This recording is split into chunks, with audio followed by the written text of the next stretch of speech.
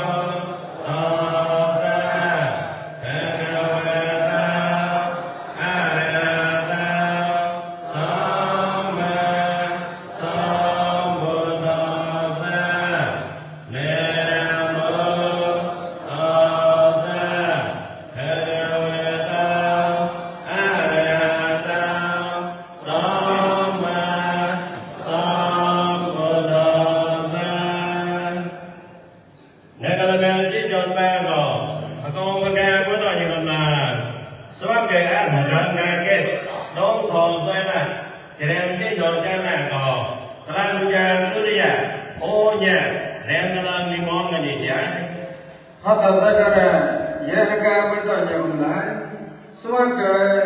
áp được cái trong tổ sẽ là họ, ô áp cái lo toàn cái theo mình cái, hút thong nhìn gì xa xa, xong rồi nhập hoạt nhão, hút